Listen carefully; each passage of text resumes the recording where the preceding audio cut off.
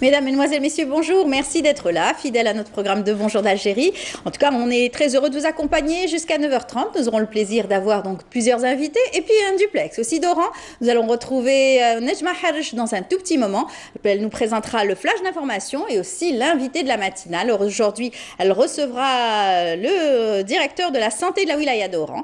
Et puis, on continuera à parler aussi santé avec Hamid Belkacem dans sa rubrique environnement. Il ne parlera pas de santé, mais ça touche bien sûr à la santé puisqu'il recevra un fabricant de solutions pour sécuriser contre le monoxyde de carbone.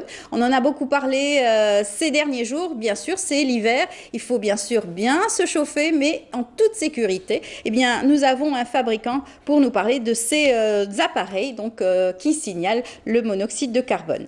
Nous aurons également la rubrique Start-up avec Kamel Swick. Chaque mercredi, vous avez rendez-vous avec une nouvelle application ou un nouveau dispositif. Aujourd'hui, il recevra un inventeur. Il a donc mis en place un dispositif qui s'appelle Node pour les personnes qui somnolent au volant. C'est une application, en fait un dispositif plutôt, qui va donc signaler quand les gens sont un petit peu somnolents au volant. Eh bien, nous allons également parler d'actualité culturelle, à savoir aussi ce film qui sera projeté jeudi au niveau d'Oran. Il s'agit donc du film Moufdi Zakaria, poète de la Révolution. Et avec nous sera donc Djaber Bamara, qui est secrétaire général de la Fondation Moufdi Zakaria.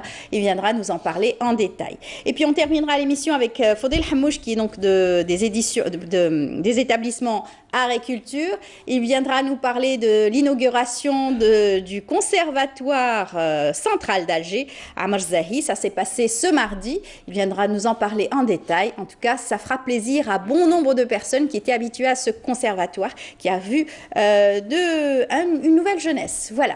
C'est tout le programme qu'on a choisi pour vous. J'espère que vous allez passer un très bon moment en notre compagnie. Et puis sans plus tarder, on vous présente la météo et c'est Mina Habed qui va le faire tout de suite. Suivez l'air du temps avec Mobilis. Elle est là, elle est en super forme. D'ailleurs, elle se moque un peu de moi ce matin. Comment ça va, Mina? Ça va. C'est bien les fous rires de bon matin. C'est toujours un plaisir de passer avec vous. Comment ça va? Ça va. Très bien. Il va faire encore chaud. Hier, on a eu chaud quand même dans l'après-midi, bien que le matin, les températures sont très basses. Vrai. Et le soir, dans la journée plutôt. Dans la journée, oui, il fait un petit peu chaud. Le soir, il fait très frais. D'accord, on vous écoute. Merci beaucoup, mesdames, mesdemoiselles, messieurs, bonjour. Et très bon réveil. Et bien, cette début de matinée, on entra de la brume, quelques nuages bas, un taux d'humidité qui dépasse les 70% sur l'ensemble des régions côtières. Et puis, le ciel restera dégagé en journée. À l'ouest, au centre et à l'est du pays. Sur la partie sud, le ciel restera voilé vers le Nord Sahara, les oasis dégagées vers l'extrême sud, le Hogar, le Tassili ou encore le Sahara oriental. Les températures de cet après-midi, on entrera sur la moitié nord, 17 degrés du côté d'Alger. Sur les reliefs intérieurs, on entrera un minimum de 10 degrés. À Batna Djelfa, 17 degrés à Tiaret, 11 degrés à Al-Bayad, 17 Ghardaya, Bachar, 20 degrés à Tindouf, 20 degrés également à Adrar, 19 à Ain Salah et enfin 26 degrés, ça sera la maximale à Bord Badi Mokhtar et à Ngazam. On passe tout de suite à l'Europe pour aujourd'hui, entre un ciel plutôt couvert à Paris, Marseille, Madrid ou encore Bordeaux, Rome, Berne. On notera des averses à Londres ainsi qu'à Dublin, Lisbonne, de la neige à Oslo. Quelques passages nuageux du côté de Helsinki. Côté Mercure, on notera 7 degrés à Dublin, 11 degrés à Londres, 7 également à Paris, Berlin, 5 à Prague, 4 degrés à Varsovie, moins 3 degrés à Oslo et enfin moins 5 à Helsinki.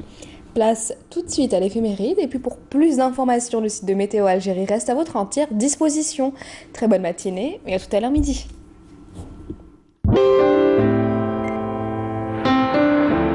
La météo vous a été présentée par Mobilis.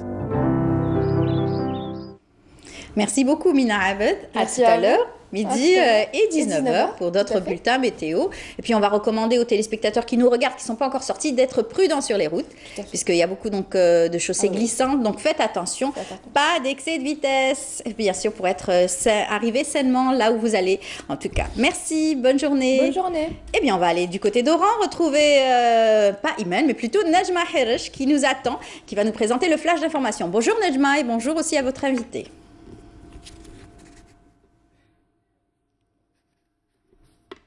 Dans l'actualité, ce qu'on retient, Nourdine Bedoui qui a visité, lors de sa visite hier dans la wilaya d'Alger, à l'occasion de la célébration nationale de la journée nationale de la commune, le ministre de l'Intérieur a indiqué que la commune est au cœur des réformes engagées par le ministère de l'Intérieur et connaît de ce fait une métamorphose historique à travers sa modernisation tout en lui permettant d'accompagner les citoyens dans tous les domaines. Nourdine Bedoui a affirmé que le rôle central de la commune se traduit également à travers la consécration de la journée nationale de la commune, décidée par le président de la République Abdelaziz Bouteflika, et ce, à travers un décret présidentiel promulgué une semaine auparavant, ajoutant à cet égard que cette officialisation confère à la famille des collectivités locales davantage de fierté et de détermination à relever les défis à l'avenir. Nourdine Bedoui a donné à cette occasion le coup d'envoi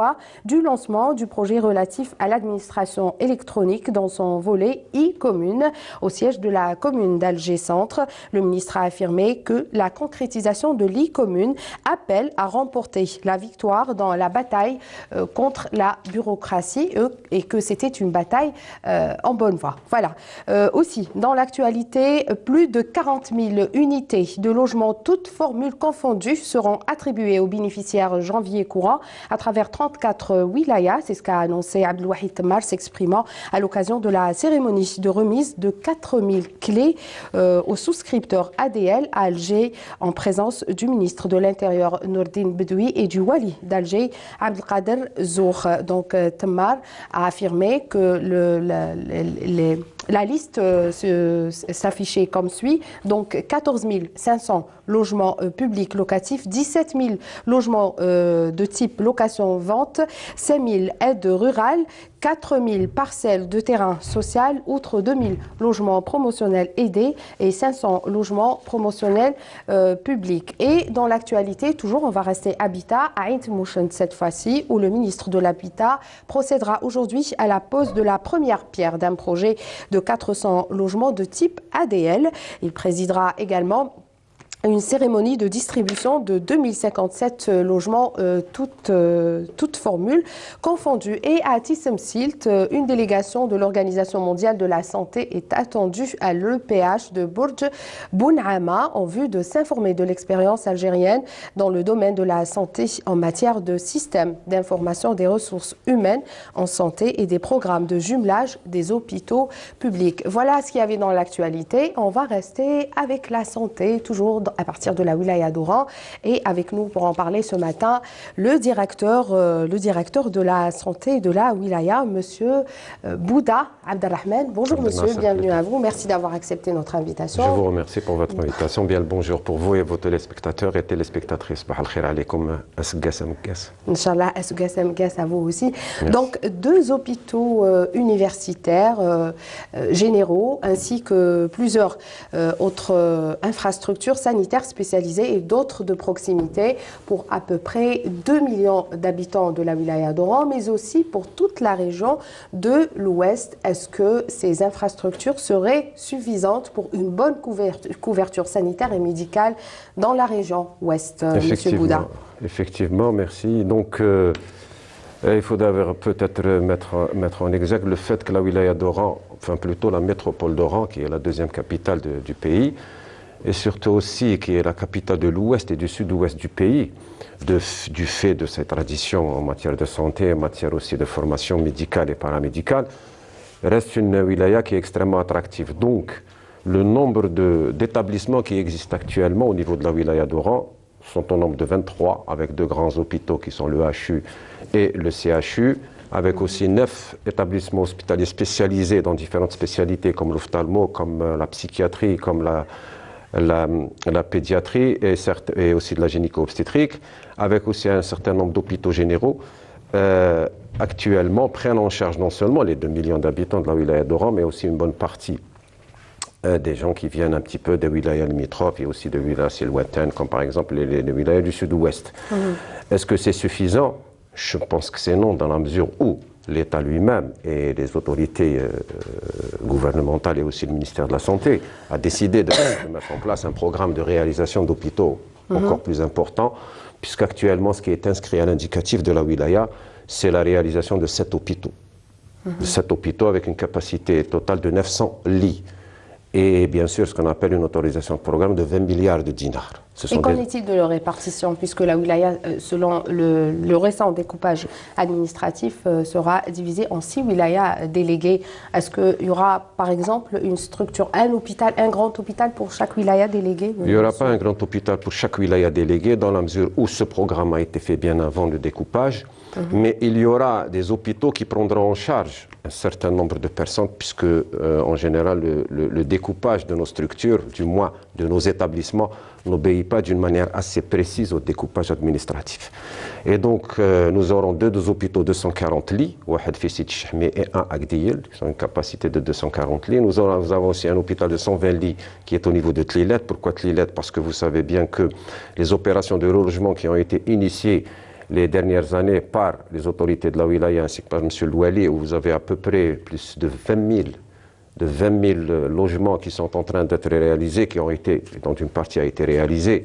Et donc il y a toute une opération de relogement au niveau de cette commune qui va devenir extrêmement importante et qui va probablement dépasser les 150 000 habitants. Donc un hôpital 120 lits est extrêmement important à ce niveau-là, d'autant plus qu'il y a l'autoroute Est-Ouest qui passe à côté, un hôpital de 60 lits Al-Karma qui va prendre en charge un tant soit peu toute la région.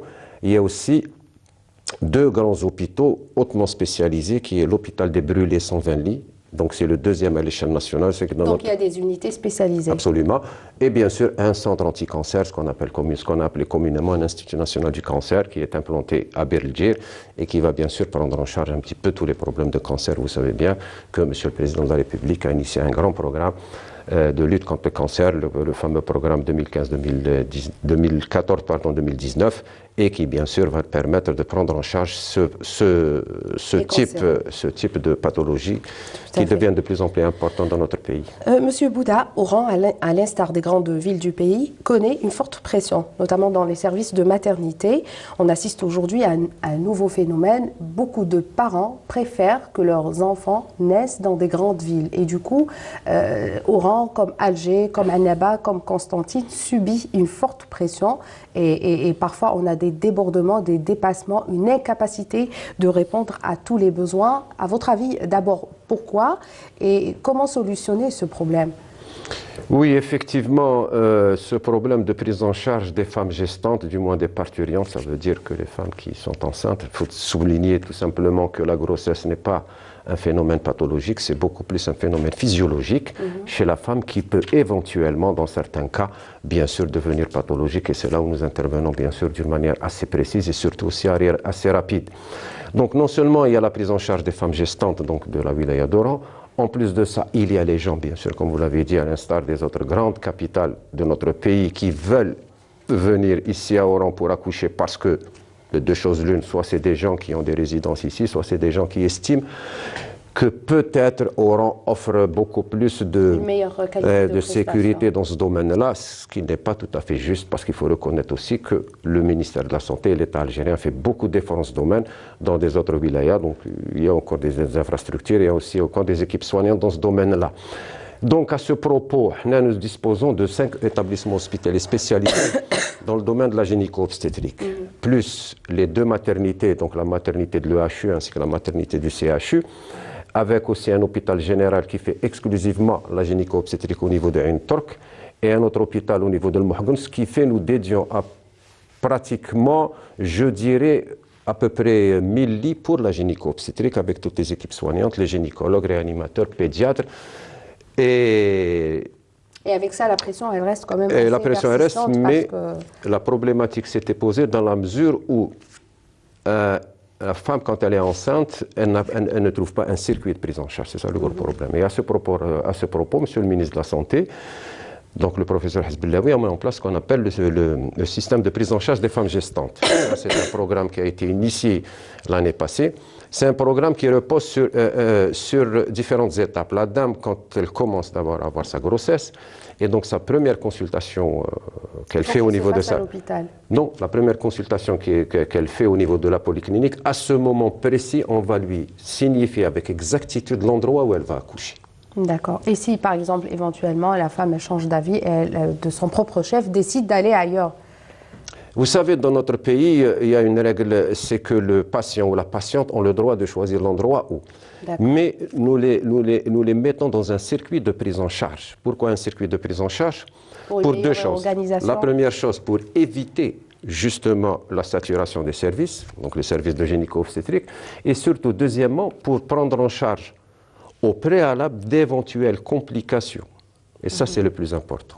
Chez la femme enceinte, ce qui est important, c'est de détecter au préalable les éventuelles complications, ce qu'on appelle communément les grossesses à risque, pour que cette dame puisse être hospitalisée à l'avance, être prise en charge à l'avance, et bien sûr, essayer d'éviter un tant soit peu le drame, c'est le décès maternel et le décès du nouveau-né, parce qu'un accouchement, c'est en général de la joie chez la famille et non pas de la tristesse. Tout à fait. Monsieur Bouda, qu'en est-il de l'état des lieux, des hôpitaux? Certains services connaissent malheureusement un état de dégradation assez important. Qu'est-ce qu'il y a lieu de faire pour remédier à cette situation? On a vu des images, on peut dire catastrophiques, relayées à travers certains réseaux sociaux. Ce n'est pas propre à la wilaya d'Oran, mais plutôt c'est un phénomène national. Qu'en dites-vous? Ce qu'il faut retenir pour la wilaya d'Oran, c'est que nous avons quand même certaines structures hospitalières, certains établissements hospitaliers qui sont dans un état de vétusté assez avancé, du fait que ce sont des structures coloniales qui datent à peu près, je pense, des années 40 ou des années 50. À ce propos-là, bien sûr, je citerai communément l'établissement hospitalier spécialisé de psychiatrie de Sidi Chahmi et aussi certains services du CHU d'Oran, qui sont quand même dans un état de dégradation assez important, un état de vétusté beaucoup plus lié à la vétusté de la structure en elle-même. Dans ce contexte-là, Monsieur le ministre de la Santé a décidé à ce que l'année 2019 soit l'année des réhabilitations. Puisque la wilaya d'Oran connaît quand même un nouveau parc d'hôpitaux assez important. Je vous ai parlé un petit peu des 7 hôpitaux que nous sommes en train de réaliser, qui sont des hôpitaux neufs. Donc pour cette année, c'est une opération de réhabilitation qui va toucher exclusivement les 2 hôpitaux que je viens de signaler, c'est-à-dire l'hôpital de Sidi Chahmi pour la prise en charge des malades relevant de la psychiatrie, qui est un hôpital à vocation régionale qui prend en charge, n'oubliez pas, 13 wilayas. Donc il prend en charge de la wilaya d'Oran jusqu'à la wilaya d'Adrar. Le CHU d'Oran, il est très connu, c'est un CHU, donc c'est un peu là où se fait bien sûr la formation des médecins spécialistes, des résidents, la formation des médecins généralistes, la formation aussi des paramédicaux, etc. 63 services, toutes spécialités confondues. Cet hôpital-là aussi à l'attention de Monsieur le ministre, donc des enveloppes seront dégagées cette année pour entamer des opérations de réhabilitation et surtout de normalisation, de mise à niveau et de modernisation pour permettre un petit peu aux équipes soignantes de travailler dans de bonnes conditions et bien sûr permettre aussi à nos malades d'être aussi pris en charge en matière d'hôtellerie dans aussi d'excellentes conditions. Tout à fait, Monsieur Bouda. Vous avez parlé à l'instant du plan national anti-cancer. Donc c'est un plan mis en place, initié par le président de la République Abdelaziz Bouteflika, pour lequel l'État a consenti une enveloppe de 185 milliards. Qu'en est-il de son exécution sur le terrain? Qu'est-ce que vous êtes en train de faire à ce niveau? Donc, à ce propos, il faut savoir que la wilaya d'Oran dispose actuellement de l'ancien centre anti-cancer, ce qu'on appelle le centre d'oncologie Abdelkader de Mserguin. C'est un des premiers centres qui a connu notre pays.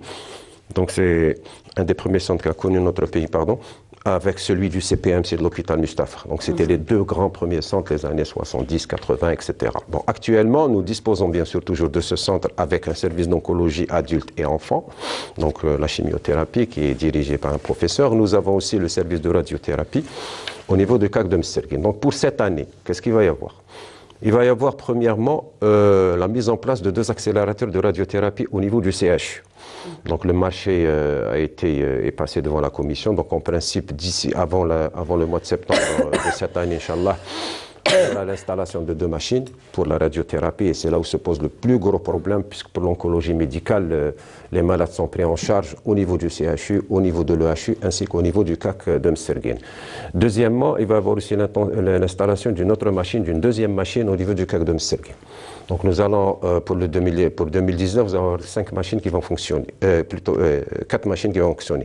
Troisièmement, nous avons aussi la réalisation, nous sommes en train d'achever, puisque c'est prévu pour décembre 2019, du nouvel Institut national l'Institut national du cancer, qui est au niveau de Berldir, juste en face de Lusto. Et là, nous avons prévu 3 bunkers, donc 3 machines. Ça veut dire qu'à partir de la fin 2019, la wilaya d'Oran va disposer de 3 plus 4, ça veut dire 7 machines de radiothérapie, ce qui permettra aux gens qui sont atteints comme de cette maladie de voir leur rendez-vous totalement réduit pour pouvoir faire leur chimiothérapie. À côté de ça, la prise en charge du cancer, ce n'est pas uniquement la chimio, ce n'est pas aussi uniquement la radiothérapie, c'est aussi la chirurgie carcinologique. Il ne faut pas oublier qu'il y a une partie des cancers qui sont d'abord pris en charge en matière de chirurgie et ensuite, bien sûr, le traitement chimiothérapique, le traitement radiothérapique arrive après. Pour cela, la wilaya d'Oran est assez bien dotée, puisque nous avons 2 grands services de chirurgie carcinologique, un service au niveau du CHU avec toute une équipe et un chef de service, ainsi qu'au niveau de l'EHU pour prendre en charge, bien sûr, ce type de malade. Donc, la wilaya d'Oran sera tout à fait autonome en matière de prise en charge de ce problème, mais il ne faut pas oublier que le plan anti-cancer de M. le Président de la République, c'est un programme qui va bien au-delà des wilayas, puisqu'actuellement, il y a aussi le centre de Sidi Bel Abbès qui est opérationnel. Il y a aussi et justement, parlons du centre de Sidi Bel Abbès, il y a eu des problèmes relatifs au manque de personnel qualifié. C'est-à-dire, le matériel existe, la structure existe, mais il n'y avait pas de spécialité par rapport à la ressource humaine. Est-ce que vous avez remédié à la situation? Oui, de toutes les façons, Sidi Bel Abbès, quand Sidi Bel Abbès a démarré, c'était avec l'apport du centre de Mserguin, donc c'était les professeurs qui avaient un petit peu aidé le démarrage. Oui, mais le démarrage d'un centre anti-cancer, ça ne se fait pas comme ça du jour au lendemain, puisque vous devez avoir des radiothérapeutes, vous devez avoir des oncologues, vous devez avoir des physiciens, etc. Mais progressivement, Sidi Bel Abbès, je pense qu'il va atteindre sa vitesse de croisière. Tlemcen aussi va atteindre sa vitesse de croisière. Adrar aussi qui doit démarrer aussi cette année. Béchar aussi qui doit démarrer cette année. Donc vous voyez un petit peu qu'à travers l'ouest et le sud-ouest, nous aurons à peu près 5 centres qui seront opérationnels. Est-ce que le même problème sera posé à Oran? Est-ce que toutes ces avancées technologiques, tous ces moyens technologiques seront accompagnés par des professeurs et des médecins spécialisés? Bien sûr, parce que n'oubliez pas que Oran reste un petit peu, pour qu'elle est attractive, parce que Oran reste un petit peu le réceptacle en matière de formation. Donc nous sommes là tout disposés, et c'est une instruction aussi de Monsieur le Ministre, pour accompagner en matière de formation et en matière de mise en service de ces centres-là, avec nos professeurs, avec l'ensemble de nos équipes soignantes. On le fait dans le cadre du jumelage, mais on le fera aussi quand il s'agit de lancer ces nouveaux centres. Et bien sûr, il y a aussi certains radiothérapeutes de Béchar qui sont ici déjà au niveau du centre anti-cancer de Mserguin, qui sont là pour leur formation, donc ils sont en train de se former. Et quand il s'agit de donner le coup d'envoi, on sera bien sûr présent avec eux pour les aider et pour lancer, parce que c'est extrêmement important pour nous. Et qu'en est-il de la disponibilité de certains produits pharmaceutiques, de certains traitements, à qui certains médecins demandent carrément aux patients d'aller les acheter, en raison d'une indisponibilité au niveau des hôpitaux? Vous savez, c'est vrai, mais en général, ça fait à peu près plus de 3 ans, nous n'avons plus de rupture de médicaments. Ça, il faudrait le reconnaître, parce que l'effort a été fait par l'État dans le domaine du recouvrement des créances de la PCH. Mais parfois, c'est toujours d'actualité, monsieur. Et aussi l'effort aussi a été fait au niveau de la PCH, puisqu'actuellement, la PCH, c'est des gré à gré qu'on fait avec eux. Donc avant, c'était un peu plus compliqué en matière de procédure. Mais ce que je pourrais dire, c'est que actuellement, nous disposons de l'ensemble des traitements usuels, les traitements dont on a besoin, les traitements au niveau des hôpitaux, les traitements qui relèvent de l'urgence, les traitements qui relèvent des différentes spécialités sont disponibles. Si parfois il y a quelques petits manques, on arrive à y remédier, mais ce n'est plus les pénuries que nous avons connues les années passées. Ça, c'est une étape qui est mais parfois, moi, je fais aussi un petit peu appel à certains de nos praticiens.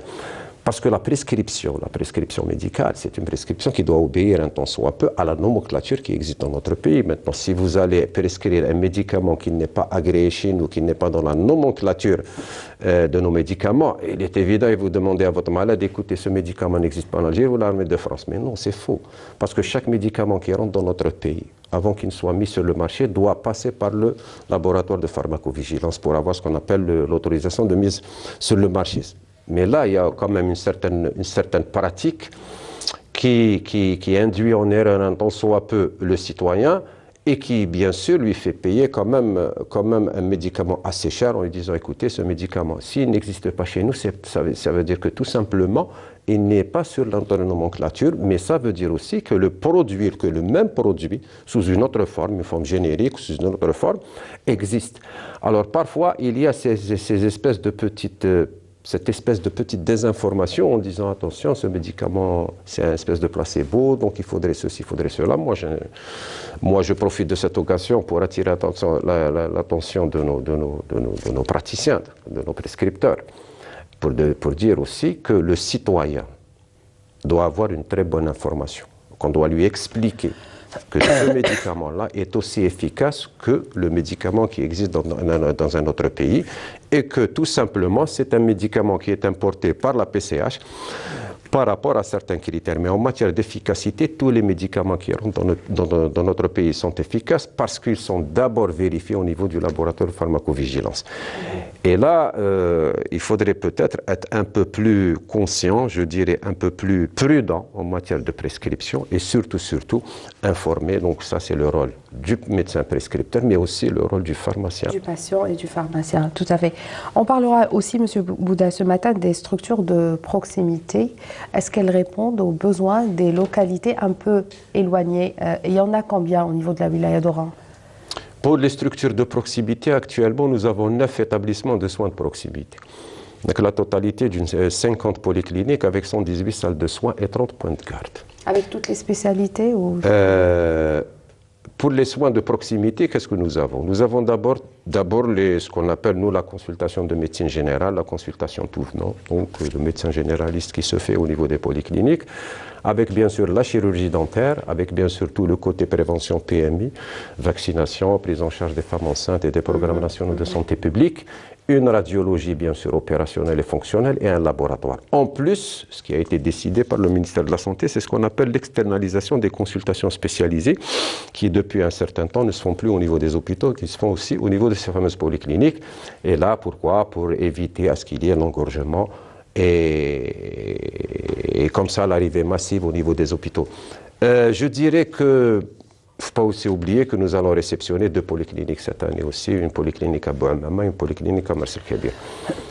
Ce qu'on peut dire de la wilaya d'Oran, c'est que c'est une wilaya métropole, c'est une wilaya qui est extrêmement urbanisée et que les zones enclavées, en termes de zones enclavées qu'on peut voir dans certains endroits, dans certains autres wilayas, par exemple des hauts plateaux, sont extrêmement rares, puisque le réseau routier est très important. C'est une wilaya où il n'y a pas beaucoup de massifs montagneux, sauf là, du côté ouest, donc le côté de la Corniche. C'est une wilaya où l'urbanisme et les logements sont extrêmement importants, de nouvelles entités urbaines qui sont en train de se réaliser. Et donc, il y a très peu de zones enclavées. Mais notre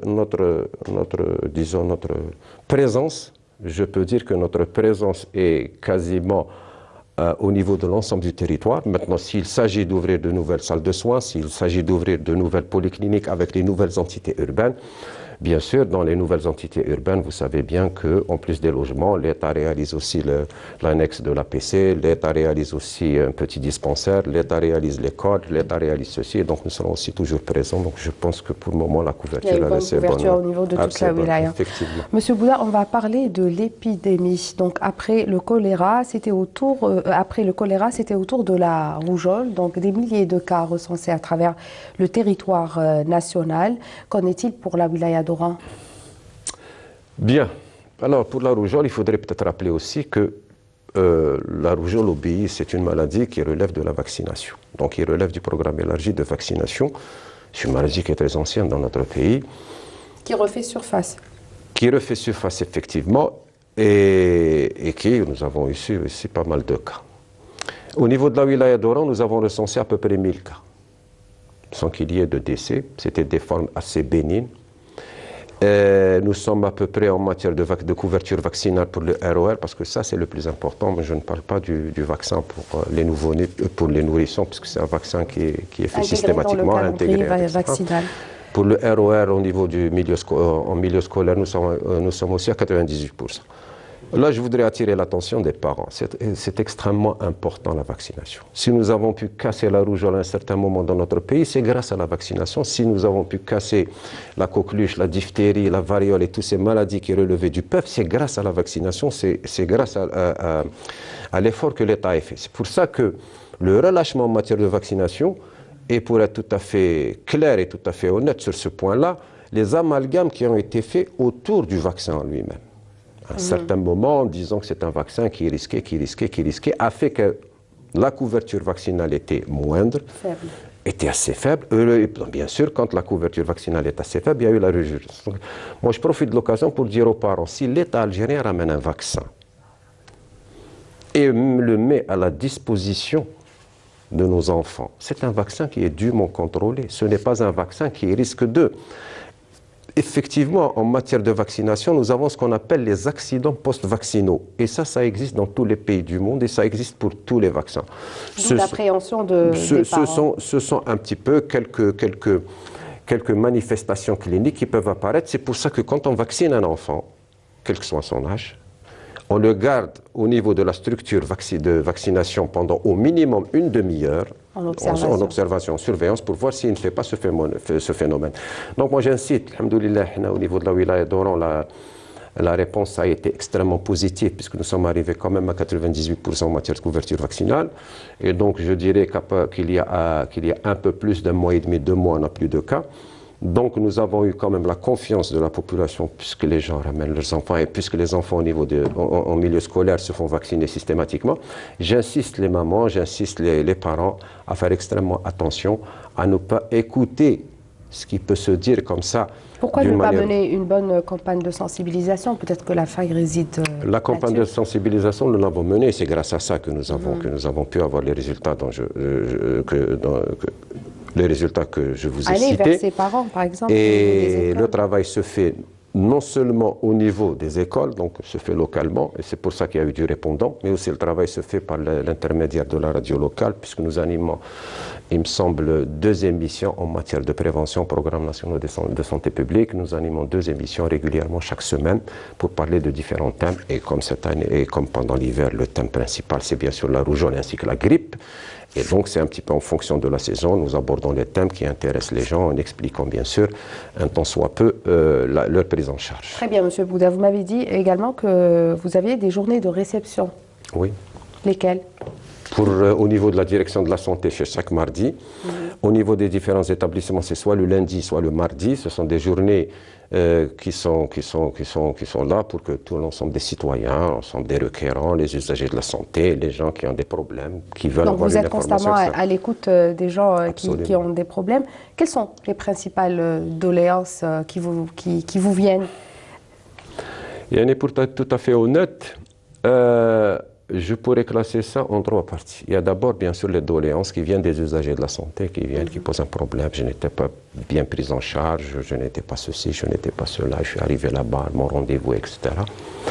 Ça, c'est quand même une doléance qui n'est pas extrêmement importante. C'est quand même assez minime, c'est quelques cas qui arrivent. Le second, et malheureusement, je le dis toujours, c'est un peu l'emploi. Les jeunes comme ça qui arrivent, qui cherchent du travail, qui viennent, qui posent leurs problèmes. Ainsi que le 3e point, ce sont aussi les jeunes pharmaciens qui terminent leurs études et qui viennent chercher, bien sûr, une autorisation pour ouvrir une officine. C'est un petit peu ça. Parallèlement, il y a aussi certains de nos fonctionnaires, certains de nos agents qui viennent poser un problème de carrière, qui parfois vous disent, voilà, je n'ai pas avancé dans ma carrière, je n'ai pas perçu tel et tel truc. Mais c'est en général ce fameux problème des gens qui viennent justement chercher du travail et surtout aussi les jeunes pharmaciens qui arrivent sur le marché et qui sollicitent bien sûr l'ouverture d'une officine pharmaceutique. Et est-ce que vous croyez qu'avec l'ouverture des nouvelles structures, on va éradiquer en moins à un certain pourcentage le chômage de ces jeunes diplômés? En ce qui nous concerne, je peux vous dire que ce qui relève des métiers de la santé, ça veut dire le paramédical, le médecin généraliste, le médecin spécialiste, nous n'avons pas de problème de chômage dans la mesure où les postes sont toujours ouverts.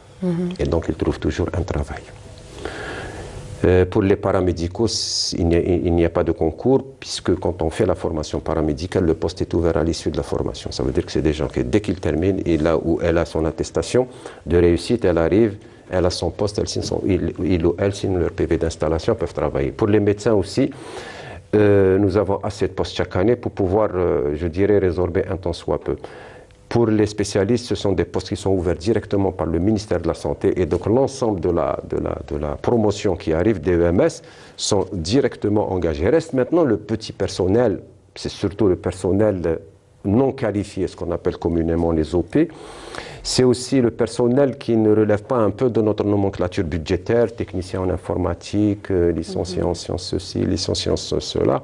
Là, effectivement, les postes sont quand même assez rares. Ce sont des postes d'administration, ce ne sont pas des postes de soins. Donc là, effectivement, nous avons quand même, pour un poste, parfois, nous arrivons jusqu'à 300 demandes. Très bien, merci Monsieur Bouda. On arrive au terme de cette interview, de cet entretien. 30 minutes, ça passe très vite. Très vite, merci beaucoup. Bien qu'on ait beaucoup de choses à dire et à redire sur la santé. Voilà, c'était donc le dernier numéro à partir de la wilaya d'Oran.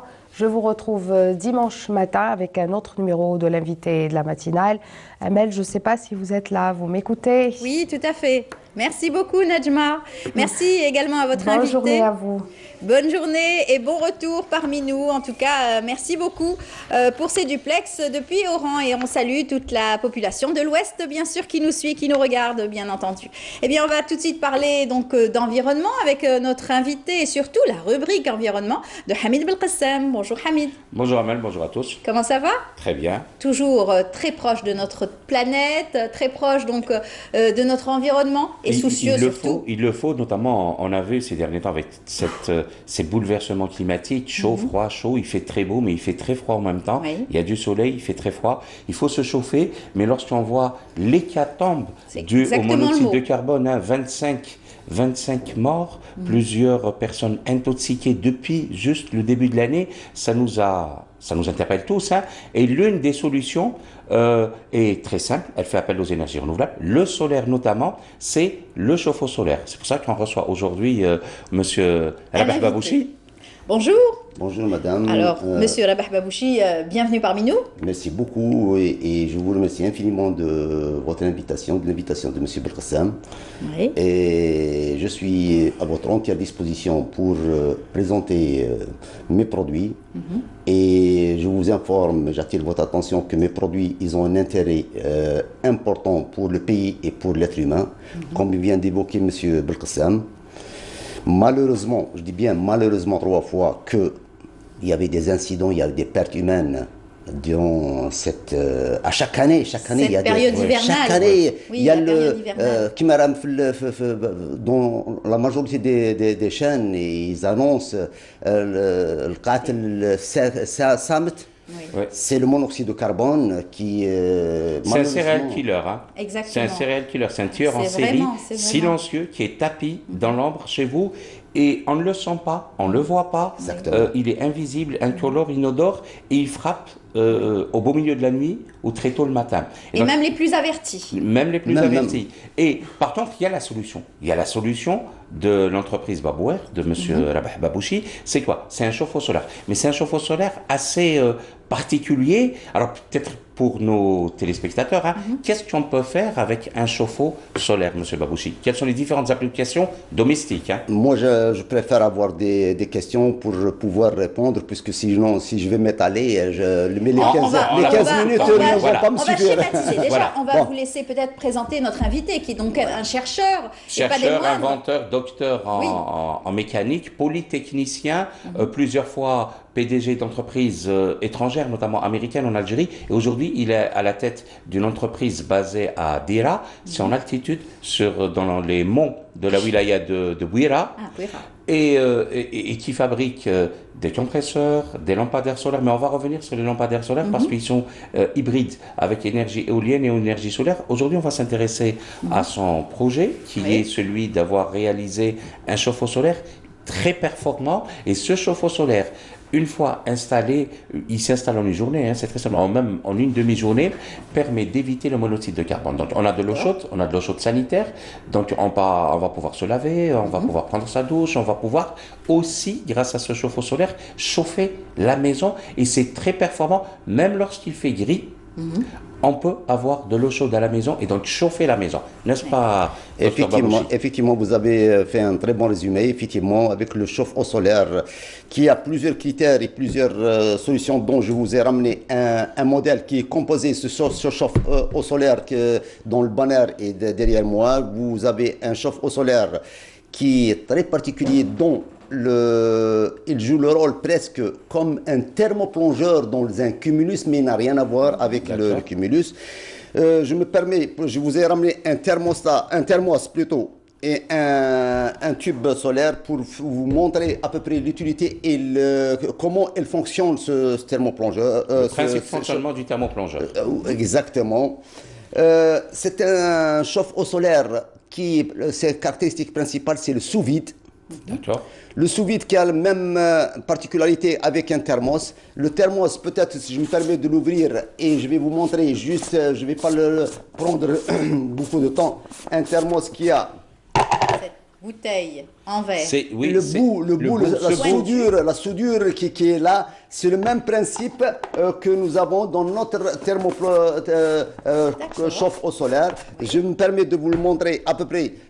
Vous avez le bout qui est ici. Oui. Ce n'est qu'une simple soudure, c'est un soutirage d'air. Pour une fois, on suture pour créer le sous-vide. Une fois, on suture et on soude, et c'est le plus très important. Elle a un rôle très, très important. Comme lorsque vous mettez de l'eau chaude ou du lait ou n'importe quel liquide caloporteur dans un thermos, ce thermos-là, il vous assure la durée qu'il faut pour maintenir le maintien au chaud, pour qu'il n'y aura pas éperdition calorifique. Ça, c'est très important, puisque comment on appelle ça, le chauffe-eau solaire et travaille sous le thermosiphon. Le thermosiphon, c'est très très simple. On peut l'expliquer en le thermosiphon, et on peut expliquer même l'élément chauffant. L'élément chauffant, c'est le plus important. C'est dans ce. Non, je fais attention. Non, merci, très gentil à vous. Je maintiens. Ce thermosiphon-là, il a un liquide à l'intérieur très spécial. Ce liquide-là, comme vous voyez dans ma photo, il a une certaine inclinaison. Cette inclinaison-là, par phénomène, c'est ce qu'on appelle le thermosiphon. Il a une explication bien précise dans la deuxième image. C'est que le liquide froid, elle descend, et le liquide chaud, elle le monte. Elle chauffe ce bout-là, qui s'infiltre, qui rentre dans un doigt de gant. Ce doigt de gant, elle est à l'intérieur de la cuve dans laquelle elle circule. Cela veut dire que ces tubes-là n'ont aucun contact avec de l'eau. Et ça permet de chauffer rapidement, monsieur Babouchi, et ça permet d'avoir une proportionnalité d'eau chaude assez importante dans un tour durée, c'est ça? Effectivement. Donc c'est une efficacité énergétique de manière renouvelable. De manière renouvelable et permanente. Alors, ce chauffe-eau solaire, qu'est-ce qu'il permet de faire? Il permet d'avoir de l'eau chaude sanitaire, il permet de prendre une douche. Est-ce qu'il permet, si on le dimensionne bien, de chauffer un domicile? Eh bien, vous avez dans ma petite bannière, il est capable de faire les trois en même temps. Il peut chauffer la maison avec un système de chauffage central. D'accord. Vous pouvez prendre une douche. Pourquoi prendre une douche dans une capacité aussi importante, puisque vous ne prenez pas à 100% de l'eau chaude. Elle est mélangée à de l'eau à température froide. Ça, je ne vais pas inventer la roue bien. Bon, et ça, la quantité d'eau chaude, elle est toujours là. Sauf s'il y a un excès de froid. Même comme ça, on ne peut pas. Bon. Le principe d'installation, en combien de temps, en combien d'heures, j'allais dire, vous pouvez installer un chauffe-eau solaire? Eh ben, un chauffe-eau solaire, si les conditions, c'est-à-dire si le toit il est bien ou bien la dalle il est bien faite, le truc, on peut l'installer même pas en 2 heures, 3 heures, le chauffe-eau il est installé. Où est-ce qu'on peut l'installer? On peut l'installer n'importe où. On peut citer des exemples, des bases de vie de Sonatrach, des villages touristiques, mais surtout, ce qui serait intéressant à développer, c'est vrai qu'au nom de l'équité des territoires, en Algérie, et de la solidarité aussi des territoires, hein, il faut du gaz partout. Or, le gaz, il faudra penser aux générations futures, il faudra en laisser pour qu'eux puissent disposer d'une ressource en devise. Quand on voit le gaz de ville, au nom de l'équité sociale, arrive à irriguer des petits douars de 100, 200 familles. Or, le prix à payer juste pour poser la canalisation est faramineux. Il est beaucoup plus intéressant pour les collectivités locales, pour les pouvoirs publics, de financer à 0 dinar des chauffe-eau solaires dans ces localités que d'avoir à installer du gaz. Parce que j'allais faire un jeu de mots. La superficie de l'Algérie est très importante. Très importante. Donc, et du gaz de ville ne doit pas être du gaz de ville dans les douars. Dans les villages, dans les sites isolés, il faudrait aller avec le renouvelable, donc pour tout ce qui est électricité, du solaire photovoltaïque, mais aussi de l'éolien et des chauffe-eau solaires. C'est ce qu'on appelle le mix énergétique. Et ça permet très vite de ramener le développement, les conditions de vie, tout ce qui est positif en un temps très très rapide. C'est ça. Et surtout parler de la propreté, surtout de cette énergie. Exact. Qu'est-ce qu'il faut? Il faut du soleil, zéro pollution, de l'eau chaude, très propre. Ça maintient, même pour la santé, parce que vous savez, quand on n'a pas forcément du gaz, qu'est-ce qu'on utilise? Des radiateurs qui consomment énormément d'énergie, des radiateurs électriques, des chauffages électriques qui assèchent l'atmosphère, qui provoquent des petites irritations respiratoires. Là, ça permet de garder au chaud la maison, ça permet d'éviter les maladies respiratoires parce que l'air, c'est un chauffage qui est sain et ça permet de capter toute l'humidité dans la maison. Exactement, c'est une belle... Oui, bien sûr, allez-y. Est-ce que vous me permettez d'ajouter quelque chose de très important, M. Blassam, c'est que je vous signale que ce chauffe-eau-là, il n'a ni entretien, ni préventif, ni curatif. Zéro maintenance. Zéro maintenance. Il a une durée de vie de 10 ans. Plus de 10 ans. Plus de 10 ans. Plus de 10 ans. Vous pouvez donner une garantie, M. Babouchi, sur un... Bien sûr, c'est tout à fait normal. Notre usine peut donner des garanties. Et le plus important dans toute cette histoire-là, dans le chauffe-eau solaire, même si vous avez, puisque ce tube-là, elle est garantie contre la grêle. Contre la grêle, et elle est d'une grêle de diamètre de 3 cm, elle peut le supporter. C'est énorme, c'est énorme. C'est pour cette raison que, et je me prononce, pourquoi je n'ai pas dit 4, pourquoi je n'ai pas dit 2, puisque mes tubes ont été testés favorablement avec les 3. Je dis que c'est la réalité. Ce qu'il dit, c'est que son usine est à Dira, dans des monts qui se retrouvent à quelque chose comme 1200, vous me corrigez? 1700 km, j'allais dire mètres. D'altitude. Et donc, on pourrait... Il connaît bien la grêle. Il connaît bien la grêle. C'est quand même un élément important, hein, le chauffe-eau solaire, parce que, vous savez, les Algériens ont été très nombreux à aller fêter les fêtes de d'année, ou de début d'année. Hein, dans les montagnes. Dans les montagnes, dans le sud et tout, où les gens grelottaient le soir. Avec le chauffe-eau solaire, on peut chauffer des petits bungalows, des petites zribas, des petites huttes, et apporter le confort, et développer ces régions-là. Le tourisme, c'est pas un vain mot. Le tourisme, couplé et accouplé aux énergies renouvelables, permettra de connaître un développement quasi exponentiel. Exactement. On peut apporter le confort de manière propre, durable et renouvelable. Bien sûr. Et le chauffe-eau solaire est un élément, est un vecteur. Peut-être que la prochaine fois, on aura à parler du candélabre hybride, solaire éolien. C'est une invention. Il va nous en parler parce qu'il a fait une belle installation du côté du Chenois, vous nous disiez. Oui, j'ai fait une très très bonne installation. Elle est opérationnelle. Elle a une durée de vie presque indéterminée.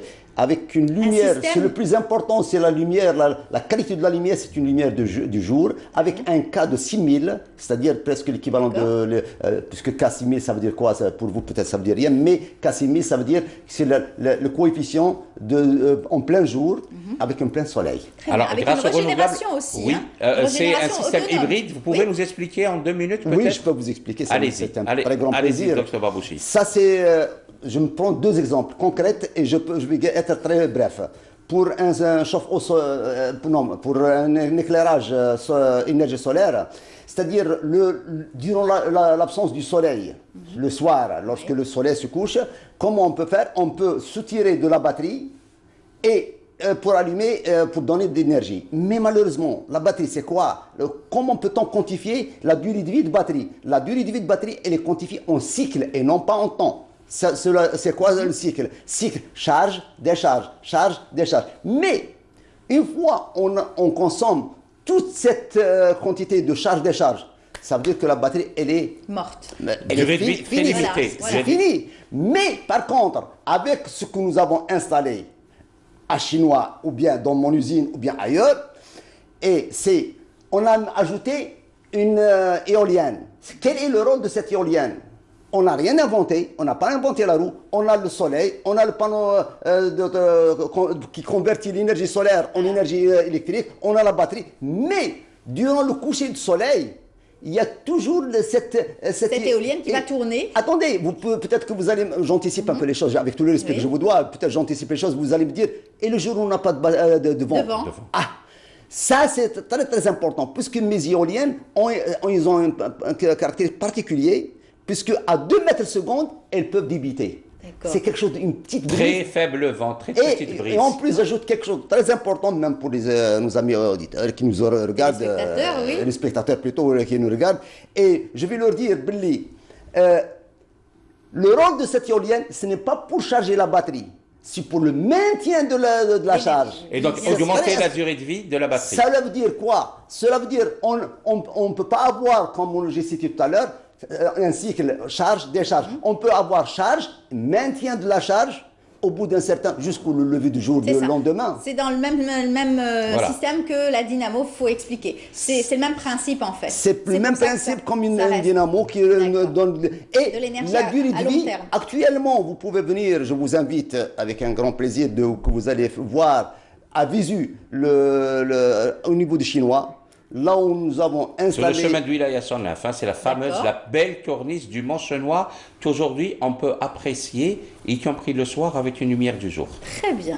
Avant d'installer ce prototype et ce modèle, croyez-moi sur parole que lorsque vous faites sortir votre bras, vous ne voyez pas le bout de votre bras, tellement il fait très sombre. Oui, c'est vrai. Une obscurité. Et comme il y avait beaucoup de familles qui viennent, c'est-à-dire ils ont les vacances, pour respirer, eh ben on a avec la bénédiction du Dieu, alhamdoulilah, et le wali qui nous a autorisé de mettre ça, et avec le pic de la wilaya, dont on le remercie infiniment par le canal de votre chaîne. Et aujourd'hui, tout le monde en bénéficie, tout le monde... Voilà. J'espère que ça sera pris en exemple aussi par d'autres APC, wilaya. Y compris, ça permet de favoriser le tourisme. Pourquoi? Parce que on avait du mal à circuler de nuit sur la belle corniche de Chenois, le chemin de Wilaya 109 à Chenois, Wilaya Tipaza. Aujourd'hui, on circule très bien parce qu'il est très bien éclairé. Et on circule très bien 12 mois sur 12, parce qu'on voit, c'est une lumière blanche qui n'agresse pas et qui favorise le transport et la mobilité des gens. Très bien, on viendra faire un reportage. Et en plus, pour le plus grand avantage, là, on peut installer là où il n'y a pas d'énergie électrique. C'est ça. C'est-à-dire en plein rat de campagne, en plein autoroute, en plein... C'est ce qu'a dit Hamid, d'ailleurs, dans les régions les plus éloignées. Et surtout, les délais de réalisation. Vous allez inaugurer une cité ou un tronçon de route. Pour pouvoir éclairer ce tronçon de route ou cette cité, il faut faire appel à une entreprise qui va venir, qui va faire des tranchées, qui va... Énorme et tout. Là, on vient, on pose un premier lampadaire, un deuxième, un troisième. Les délais de réalisation en matière de renouvelables sont au moins 50 fois supérieurs aux délais de réalisation de tout ce qui est...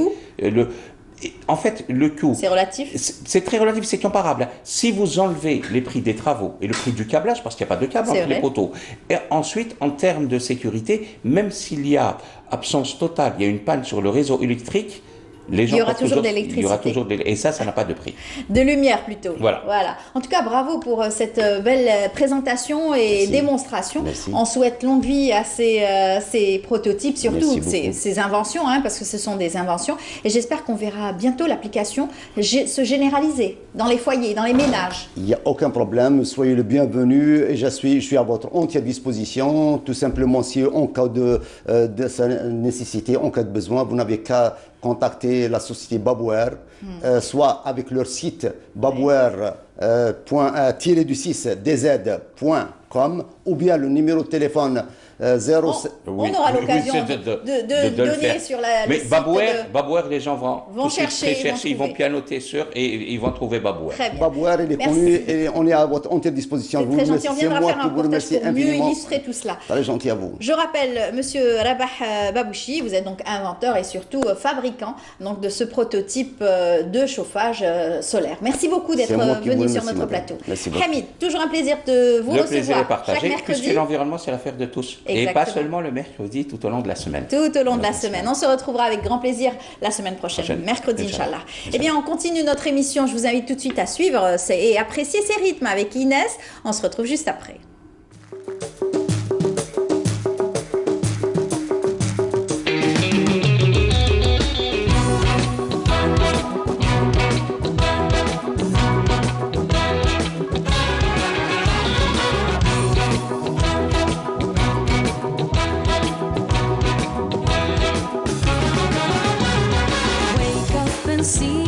Shining on a way, gotta tell you how we all the make it. Sing out to me, that is all what I need. Gonna show you how we wanna make it. Wake up your mind, sing up your life, hold up the line of life. Hey la la, we gonna, hey la la, we gotta, hey la la, we wanna make it. Hey la la, we gonna, hey la la, we gotta, hey la la, we wanna shake it. Moon in the moon, controlling the rule, goes the heat in the tune of glory. Star in the moon, feel the rhythm and groove, it goes a little bit soon, but don't worry. Wake up your mind, sing up your life, hold up the line of life. Hey la la, we gonna, hey la la, we gotta, hey la la, we wanna make it. Hey la la, we gonna, hey la la, we gotta, hey la la, we wanna shake it. Hey la la, we gonna, hey la la, we gotta, hey la la, we wanna make it. Hey la la, we gonna, hey la la, we gotta, hey la la, we wanna shake it. Hey ya yeah, ah hey ya yeah, ah hey ya yeah, hey la la, ah hey ya yeah, ah hey ya yeah, ah hey ya yeah, hey la la, ah hey ya yeah, ah hey ya yeah, ah hey ya yeah, hey la la, ah hey ya yeah, ah hey ya yeah, ah hey ya yeah, hey la la. Hey la la, we gonna, hey la la.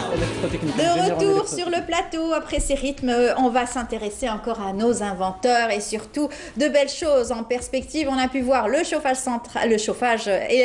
solaire et on va continuer avec d'autres belles innovations et inventions grâce à Kamel Sweet qui revient chaque mercredi. Kamel Sweet qui revient chaque mercredi avec nous. Bonjour Kamel. Bonjour Amel, on continue donc avec les inventions algériennes et nous allons parler et la rubrique Startup. Exactement, Startup vous fait découvrir cette semaine. Node, c'est une application, c'est un dispositif qui lutte contre la somnolence au volant. Et pour en parler justement, nous avons avec nous Moussa Ben Msbah. Il est étudiant, il a terminé ses études, il a 25 ans, il est ingénieur en électronique à l'université de Tlemcen et il va nous présenter son application. Alors, avant de parler de cette application, on parle du besoin. Racontez-nous ce qui s'est passé le jour du mariage de votre sœur.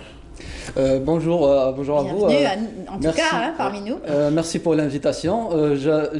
C'est Boushaba. Boushaba, pardon. Ouais. Donc c'était le jour de mariage de ma soeur. On a fini très tard la nuit, la soirée. Et donc lorsqu'on a retourné à la maison, on a failli faire un accident à cause de l'hypovigilance du conducteur. Et heureusement que le passager il a très vite réagi et maintenu le volant. Alors, terrible. c'était une somnolence au volant. C'était une somnolence au volant. Oui. Et ça vous a Exactement. donné envie de créer un dispositif. dispositif anti-somnolence au volant. Donc, puisque je suis ingénieur en électrotechnique, je connais quelques solutions qui existent dans ce domaine. Donc, j'ai fait ce dispositif. Et vous l'avez appelé tout simplement Node. Node. Réveille-toi. Réveille-toi. Node, c'est plus simple comme C'est ça. plus Allez, simple Node. et on retient plus Plus facilement. rapidement, exactement. Alors, Boushaba Moussa, vous pouvez nous présenter votre dispositif? Je vois que vous l'avez ramené avec vous. C'est ça, c'est un petit boîtier compact avec une caméra qui va s'installer dans le tableau de bord ou il va s'installer sur le pare-brise. Le fonctionnement, pour parler du fonctionnement du dispositif, c'est un dispositif à base de la technologie de la reconnaissance faciale. Donc, on va analyser l'ensemble du visage du conducteur et mesurer l'activité au niveau des paupières. Et lorsque le conducteur va baisser de vigilance, une alarme va se déclencher pour le réveiller. Alors, avant de rentrer dans le vif du sujet, on regarde justement en image ce que ça donne, parce que vous nous avez ramené des images de votre application. On regarde 2 secondes ce que ça donne sur l'écran.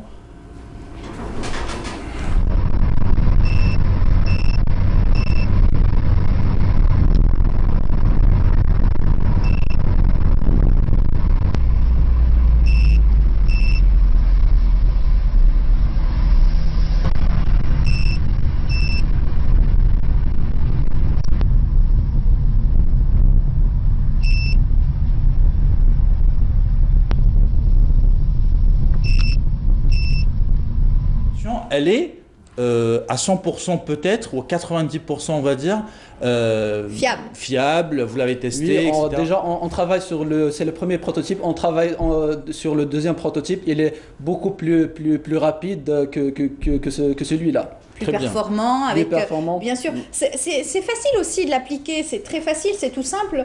C'est tout comme les supports pour peut-être téléphone dans la voiture. Il faut juste l'installer. C'est facile à l'installer. Il s'installe sur l'allume-cigare et puis c'est tout. Lorsqu'on démarre la voiture, il est directement fonctionnel.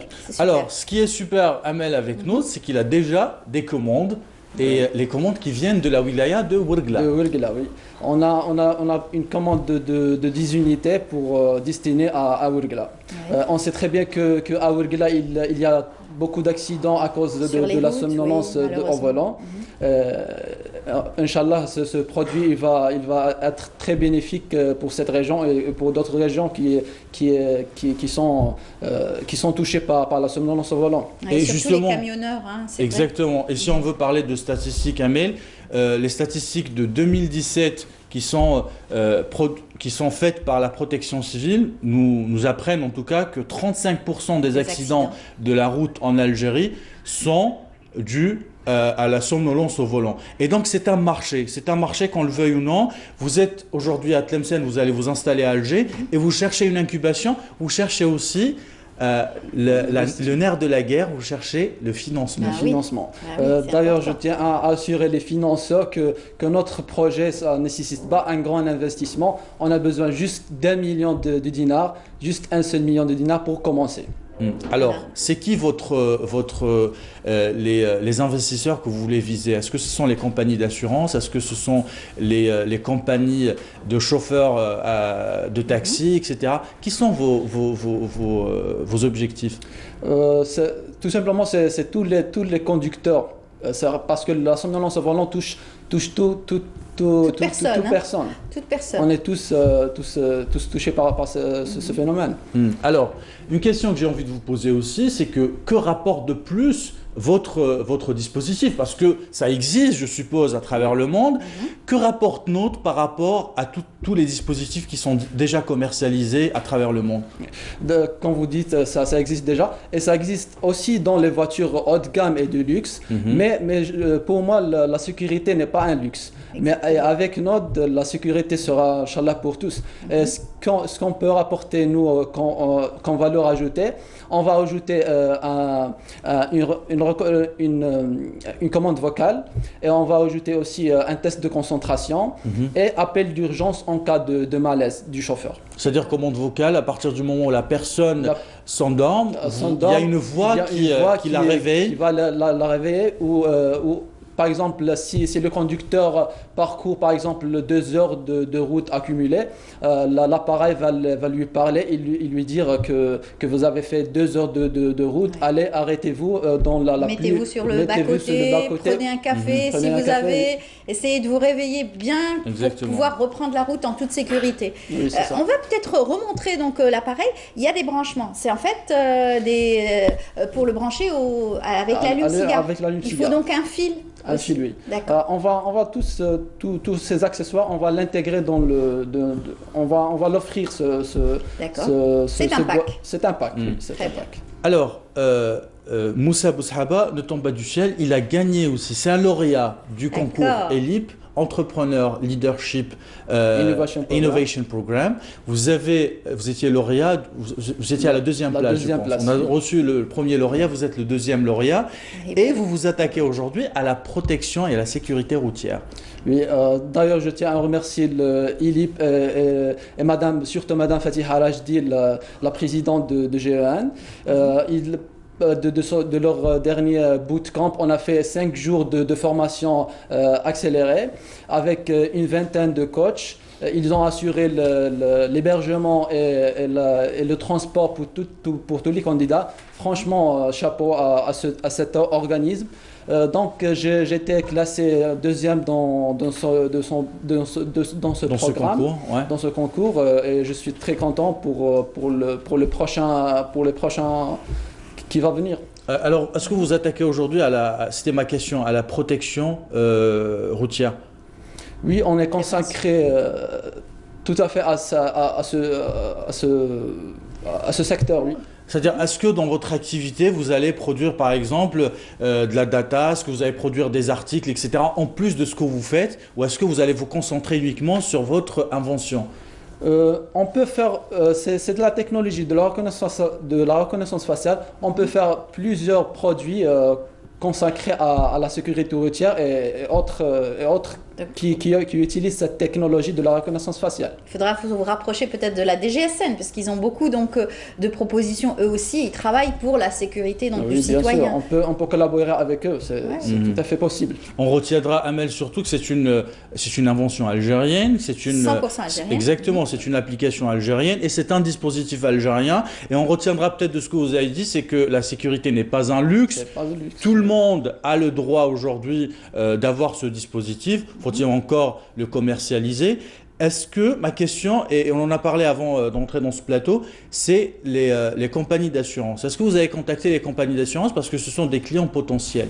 Oui, d'ailleurs, j'ai été contacté par l'une des grandes compagnies d'assurance algériennes. Ils se sont présentés comme des clients. Les négociations se font. C'est extraordinaire. Elles sont en marche. Elles sont en marche. Et à la prochaine étape, Moussa Boushaba, c'est que vous allez rentrer en incubation à Alger. Oui, j'ai l'intention d'incuber ce projet dans l'un des incubateurs. Ça nous offre un accompagnement et pour faire aussi la domiciliation de l'entreprise. Et je rappelle que vous avez besoin d'un investisseur, au moins 1 million de dinars à mettre pour démarrer ce projet. Voilà. C'est pas énorme, comme vous l'avez dit. Oui. En tout cas, c'est vrai qu'il ne faut pas rechigner sur la sécurité et bien sûr, avant tout, la santé, bien sûr, de ses conducteurs, bien entendu. Oui. Alors, en tout cas, vous êtes passé d'un statut d'universitaire chercheur à un autre statut, celui du chef d'entreprise cette fois-ci. Lorsque j'ai terminé mes études, je me suis très vite intéressé au monde de l'entrepreneuriat et j'avais de la chance d'avoir un mentor. D'ailleurs, je salue le professeur Lotfi Barli qui m'a toujours incité et poussé dans ce domaine-là. Bravo en tout cas, hein. Et puis il y en a beaucoup des jeunes tout comme vous qui avaient donc des performances dans ce domaine-là pour pouvoir donc passer du statut de chercheur au statut d'étudiant à chef d'entreprise et mener à bien leur mission surtout. Et justement, ce genre de concours, ils sont là justement comme des catalyseurs pour justement mettre en lumière les compétences. Il y en a plein à travers l'Algérie, mais parfois ils ne sont pas détectés, on n'arrive pas à les réunir ensemble. Et vous avez cité un exemple, c'est le concours ELIP, mais il y en a d'autres concours aussi en Algérie. Alors, Justement, est-ce qu'il y a un autre concours qui se profile dans les prochains jours, dans les prochains mois, que ce soit avec ELIP ou avec d'autres organismes en Algérie? Comme vous l'avez dit, il y a trop de programmes, mais ce qui est intéressant avec le programme ELIP, ils ont parti du principe qu'avec des simples idées, ils vont créer des entreprises profitables à but social. Et c'est ça l'intérêt. D'ailleurs, ce programme ELIP, il n'est pas encore achevé. Il nous reste encore 2 étapes. On va passer à l'étape de l'accélération de nos entreprises. L'accélération des entreprises, pour expliquer, ce sont toutes les entreprises qui se réunissent 2, 3, 4 jours avec des coachs pour aller vraiment dans le fond des choses, avec des coachs en business plan, avec des coachs en marketing, avec des coachs en communication, etc. Et donc la prochaine étape, ça sera quand? Ça sera à Alger? Ça sera à Alger, oui, dans les prochains mois. Dans les prochains mois. Ça va vite, hein? Très bien, ouais. Est-ce qu'on a encore d'autres? Alors, on va voir peut-être une image, ou une image qui va nous montrer justement et interpeller peut-être les téléspectateurs qui, eux aussi, somnolent quelquefois. Regardez. Alors, ça, c'est une image qui nous dit attention, danger, il y a quelqu'un qui est en train de s'endormir au volant. Ouais. Et quoi? Il faut proposer donc un autre pour pouvoir donc faire attention à la route, bien entendu, et arriver sainement, en toute sécurité, au point précis, bien entendu, exactement, à sa destination. Moi, j'ai envie de savoir aussi, pour aller vraiment au fond des choses, le boîtier, ce matériel, vous l'avez créé comment? C'est-à-dire, est-ce qu'on a tous les outils aujourd'hui en Algérie pour faire tout ça? Est-ce que la technologie, c'est pas vraiment quelque chose de sorcier? C'est-à-dire, il faut maîtriser un minimum d'électronique pour faire tout cela. Ça prend combien de temps aussi de monter ce boîtier? Concrètement, on s'intéresse, nous, on consacre notre temps sur le software. On développe, il est basé sur 80% c'est du software, c'est un algorithme performant. Et concernant le boîtier et la carte mère, elle est sous-traitée à l'étranger. D'accord. Donc la carte électronique, elle est sous-traitée à l'étranger, mais le boîtier, il sera fabriqué ici en Algérie. D'accord. Donc ce prototype, vous l'avez fait ici ou vous l'avez sous-traité aussi? Non, je lui suis sous-traité. Très bien. Et ça prend combien de temps, par exemple, si on monte la chaîne de fabrication, vous arriverez à produire combien, par exemple, de boîtiers par mois? On vise produire une trentaine d'appareils par mois. Donc les compétences requises, c'est du software bien sûr, c'est un algorithme de plus en plus fiable parce que à chaque fois il faut le nourrir, il faut le rendre plus performant, et les potentielles compétences que vous rechercheriez pour les recrutements, ça serait quoi? Ça serait du développement, côté de développement, et côté électronique aussi. L'électronique, il y a le vent en poupe, Amel, que ce soit en Algérie, mais partout dans le monde. Mais vraiment, si vous voulez faire recruter, mais il faut maîtriser de l'électronique, il faut maîtriser de l'informatique, il faut faire du développement. Ça recrute à bras-le-corps. Exactement, partout dans le monde. En tout cas, bonne chance pour cette innovation. Merci. Et surtout pour les prochaines, hein, parce que vous me disiez que déjà ça foisonne et ça cherche encore pour essayer d'améliorer cette performance. On est toujours dans la recherche et développement du produit pour qu'il soit au top. Voilà. En tout cas, bon courage pour les prochains dispositifs. Hein. Et puis, vous reviendrez nous les présenter ici avec Kamel, pourquoi pas. On verra la suite. On verra la suite et on suivra la suite surtout. On suivra la suite. Merci Amel. Merci à vous Kamel, merci à vous Moussa Boushaba. Voilà. Bonne chance et puis à très bientôt. Voilà. Bravo. Inch'Allah. Voilà, on continue notre émission. Je vous invite tout de suite à suivre ce reportage signé Jazia Bayou qui s'est intéressée et nous fait découvrir un très beau qsar, le qsar Moughal. Qsar Moughal ou Aril, une merveille architecturale locale de Béchar. Sa construction remonte au 5e siècle de l'Hégire. Il est l'un des anciens qsars de la région. Au fur et à mesure qu'on s'introduit dans le qsar et qu'on visite ces maisons, on prend conscience du style architectural amazigh. Nous avons le moulin ainsi que le puits au rez-de-chaussée et nous avons tout un aile dédié au bétail et à son alimentation, en plus du bois. Quant au kanoun, il est placé au centre de la cour. Les murs extérieurs, la cour intérieure et la mosquée sont le cachet architectural des qsars de la région. Mais Qsar Moughel se distingue de ces derniers avec un bon degré d'ensoleillement, ainsi qu'avec son système d'irrigation. Le système d'irrigation à Moughel est un système traditionnel conçu de façon scientifique. C'est une preuve que les gens d'ici avaient une connaissance des sciences de la terre, du soleil et des saisons. Et l'eau était distribuée de manière à respecter les parts de chaque personne. Amhand est un des habitants du Qsar. Il a rénové sa demeure en respectant chaque détail de la maison. Cette maison, j'ai mis beaucoup de temps et d'efforts à la rénover avec des matériaux d'origine que nos parents utilisaient. Comme Amhand, d'autres ont participé à la rénovation partielle du Qsar, donnant ainsi un joli rendu à ce dernier. Mais il en reste que Moughel ait encore besoin de rénovation pour retrouver sa belle apparence d'antan. Sur le plateau, et puis tout de suite nous allons parler d'un grand monsieur, un révolutionnaire qui a marqué notre génération, toutes les générations algériennes. Il s'agit de Mofdi Zakaria, poète universel. Il a été aussi cité plusieurs fois puisqu'il fait partie aussi du Grand Maghreb, puisque lui a été donc a été inspirant pour beaucoup de générations. Et bien pour nous en parler aujourd'hui, nous avons avec nous Monsieur Djaber Bamara. Bonjour. Bonjour. Madame. Bienvenue parmi nous. Merci pour l'invitation. Vous êtes le secrétaire général de la Fondation Mofdi Zakaria. Exactement, oui. Et vous êtes une fondation très active, puisque à chaque fois qu'on a à parler de Mofdi Zakaria, vous êtes là pour évoquer sa mémoire et continuer surtout sa lancée, bien sûr. Concernant son patriotisme, concernant aussi l'amour de la nation, bien entendu. Et là, vous êtes là pour nous parler donc de cette journée qui se déroulera demain à Oran, une journée d'études, n'est-ce pas? Exactement, c'est une journée d'études sur Mofdi Zakaria qui va se dérouler demain. On est au siège du CRESC à Oran, c'est le Centre de recherche en anthropologie. Alors c'est le premier événement conjointement entre le CRESC et la Fondation. C'est le lancement d'un partenariat entre les deux parties. Comme on sait que la Fondation Mofdi Zakaria est lancée depuis 2001, ça fait plus de 18 ans, plus de 18 ans, oui. 18 ans d'activité. Alors, auparavant, on travaille seul. Après, on cherche de faire. C'est l'ère des coalitions, des unions. On a fait une première activité avec le centre de recherche en linguistique à l'université de Tizi Ouzou. Ça fait 2 ans.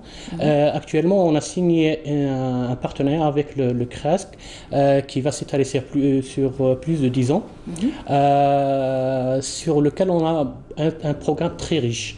Demain, comme vous l'avez dit, on a une journée d'études, on va évoquer Mofdi Zakaria, on va parler de quelques facettes cachées de Mofdi Zakaria, parce que beaucoup de chercheurs qui ont travaillé sur la personnalité de Mofdi Zakaria, mais on traite uniquement sur l'angle de son patriotisme, Mofdi Zakaria le poète, mais on oublie beaucoup de faces cachées de Mofdi Zakaria. Demain, on va parler un peu de Mofdi Zakaria, l'homme de la science. Quelle est la perception de Mofdi Zakaria par rapport à la science? Comment il a élevé ses enfants? Comment il a fait aimer la science à ses enfants? Mofdi Zakaria, on sait qu'il était il a passé auteur, poète, lettré. Il aimait les sciences, il aimait faire donc de la recherche. Il a été très tôt, il aimait les études, donc très tôt. Et puis il a voyagé beaucoup dans le Maghreb. Et parce que Mofdi Zakaria a passé beaucoup de temps dans la prison. Oui. Il a été emprisonné son parcours. 5 fois, je crois. Depuis 1925 jusqu'à l'indépendance, il a passé plusieurs fois à la prison. Alors, il suivit ses enfants à travers des correspondances. Lettres, voilà. À travers des correspondances, chaque fois, il demande leur bulletin, leur relevé de notes, il les oriente à travers ces correspondances. Demain, M. Slimane Chikh aura on aura l'occasion de voir l'intervention de M. Slimane Chikh, là où son fils, bien sûr, le fils à Mofdi Zakaria, où il va parler de Mofdi Zakaria quand son père lui a demandé de le rejoindre pour l'épauler dans son commerce. Alors il a répondu poliment, mais avec un air très sévère sur la demande de son père. Mais mon père, tu m'as élevé pour la science et pas pour être commerçant. D'accord. Moi, Moufdi Zakaria, j'ai un parcours, j'ai une vision. Je vais pas, c'était à l'âge de 15 ans, mais vraiment une lettre, c'était à la hauteur. C'est une belle correspondance exactement. qu'ils vont partager au public, au grand public. Exactement. Alors en plus de ces rencontres, ces intervenants qu'il va y avoir demain, il y aura aussi la projection du film de Saïd Ulmi sur le parcours de Moufdi Zakaria. C'est un film documentaire qui est très... C'est vraiment, il a retracé une belle période de la vie de Moufdi Zakaria. Le film documentaire, on l'a fait à l'occasion de Alger, capitale de la culture arabe, en 2007. À l'occasion, je salue M. Saïd Ulmi, qui est le réalisateur de ce film, avec qui on a partagé beaucoup de moments, plus d'une année de travail.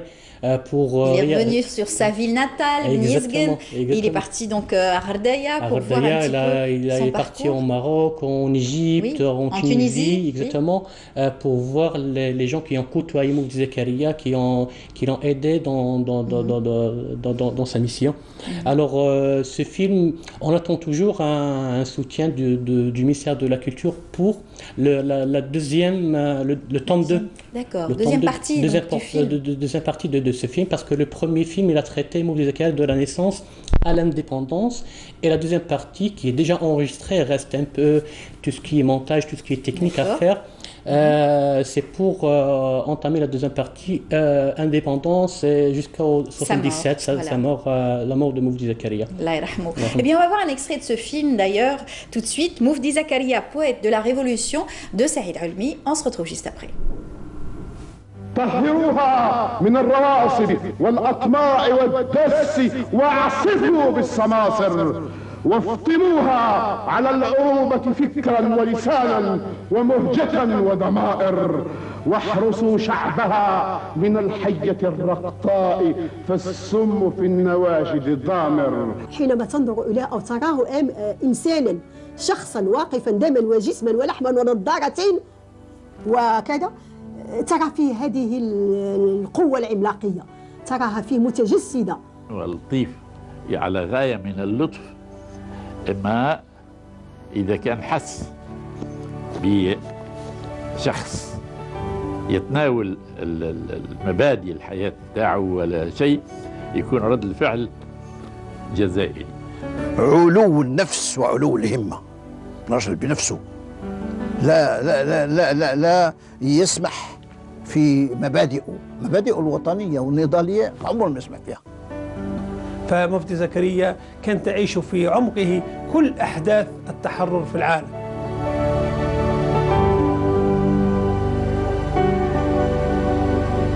Voilà, c'est juste un extrait, en tout cas pour montrer aussi les témoignages qui ont donc intervenu, donc les témoignages qui ont parlé de Moufdi Zakaria. Et d'ailleurs, à chaque conférence, il donne l'occasion de parler de ce grand monsieur. Et vous êtes parti, la Fondation a voyagé beaucoup.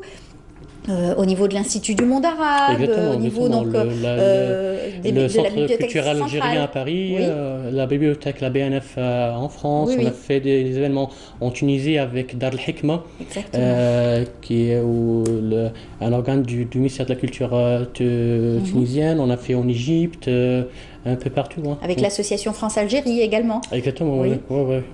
Donc plusieurs actions pour faire connaître Moufdi Zakaria un petit peu partout, ce poète universel, et surtout cet homme de lettres et ce chercheur, comme vous disiez, il n'a d'autres facettes de Moufdi Zakaria qu'on ne connaît pas. Justement, dans le projet de recherche qu'on va faire avec le CRASC, on va parler un peu on va concrétiser une ambition de Moufdi Zakaria, parce que Moufdi Zakaria, avant sa mort, on a un article qui a été écrit par le défunt M. Mohamed Gnanish, Allah yarhamou, parce qu'il a côtoyé Moufdi Zakaria dans la dernière semaine avant sa mort.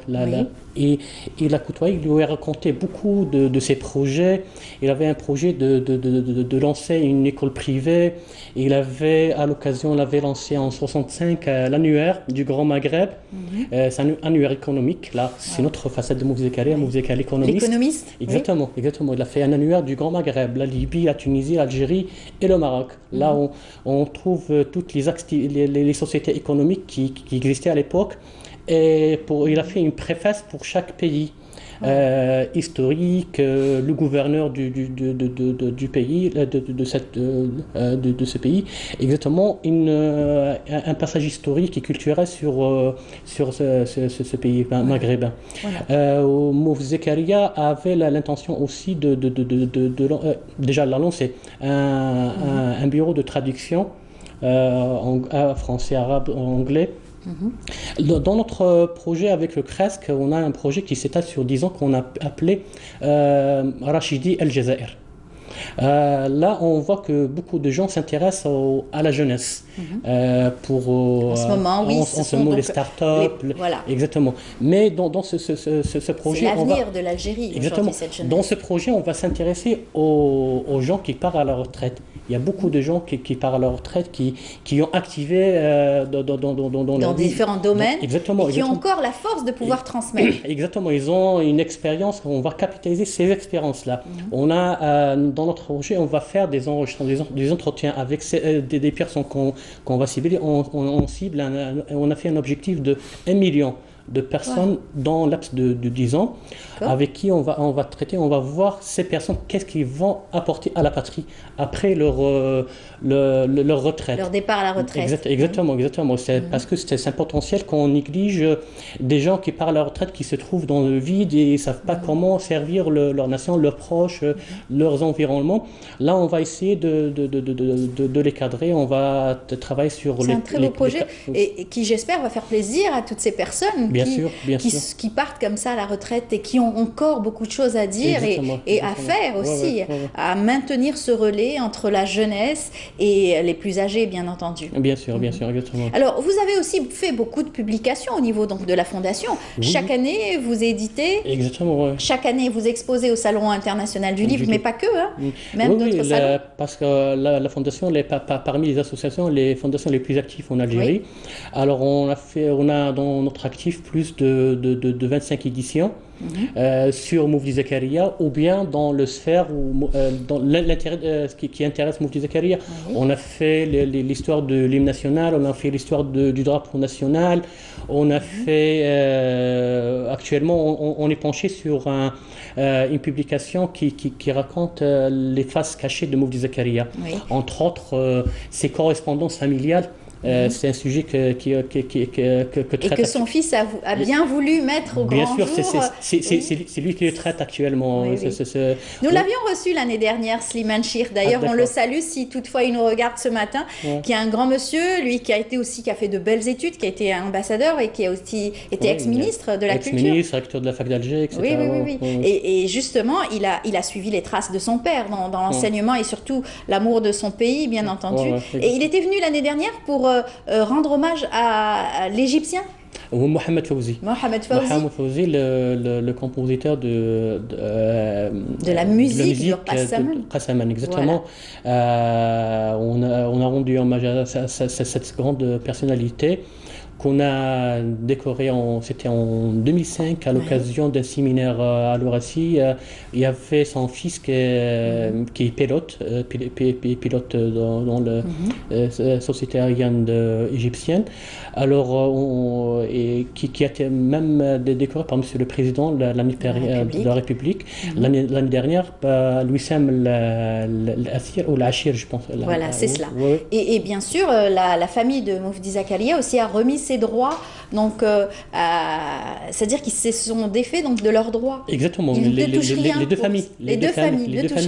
La famille de Moufdi Zakaria et la famille de Mohamed Fawzi. Mohamed Fawzi. Aujourd'hui, l'Institut de musique, l'Institut supérieur de musique porte son nom. Il a été rebaptisé au nom de Mohamed Fawzi. Voilà, ce compositeur de l'hymne national, avec bien entendu la poésie de Moufdi Zakaria. De Moufdi Zakaria, bien sûr. Donc ce sont des actes que vous faites régulièrement. Vous essayez à chaque fois donc d'agir et de faire connaître la personnalité de Moufdi Zakaria. Oui, on travaille des fois dans la discrétion, mais sûrement on fait on essaie d'être de faire un travail de qualité à l'image de Moufdi Zakaria, bien sûr. En tout cas, tous les Algériens sont très fiers donc de cette personnalité, Moufdi Zakaria, mais en particulier quand on part à Ghardaya, on sent cette fierté encore plus forte. Ah, bien sûr, c'est l'homme c'est la fierté de la Rabelais. région Tout à et fait. de toute l'Algérie. Mais on a un grand travail pour faire connaître la pensée de Mouf Zekaria aux jeunes, à la jeune génération. à la jeune génération, bien sûr, parce que beaucoup de jeunes générations ne connaissent pas vraiment Mouf Zekaria, ne connaissent pas son parcours, ne connaissent pas ses œuvres, etc. Et on aime bien toujours, on insiste sur que les œuvres de Mouf Zekaria et leur place dans notre système éducatif. Tout à fait. En tout cas, bravo à vous et à vos actions au sein de la Fondation. Je rappelle, Djaber Marmara, vous êtes secrétaire général de la Fondation Moufdi Zakaria. Bon courage à vous pour demain. Merci. Ça va se passer à quelle heure exactement? Demain, c'est de 9h à midi au siège du CRASC. Au siège du CRASC, à Oran. Donc il y aura donc la projection du film Moufdi Zakaria, poète de la Révolution, et aussi une table ronde, bien sûr, des débats autour, bien sûr, donc de la vie donc de Moufdi Zakaria et cette fameuse correspondance en présence de son fils, Monsieur Slimane Chir. Merci beaucoup. Merci pour l'invitation une autre fois. À très bientôt. À très bientôt. Merci. Voilà, on continuera bien sûr à en parler à d'autres occasions. Voilà, on est arrivé à la fin de l'émission. J'espère que vous avez apprécié ce moment en notre compagnie. Merci beaucoup à toute l'équipe de nous avoir accompagnés. Merci à vous de votre attention et puis on se donne rendez-vous demain à 8h, 9h30. Au revoir.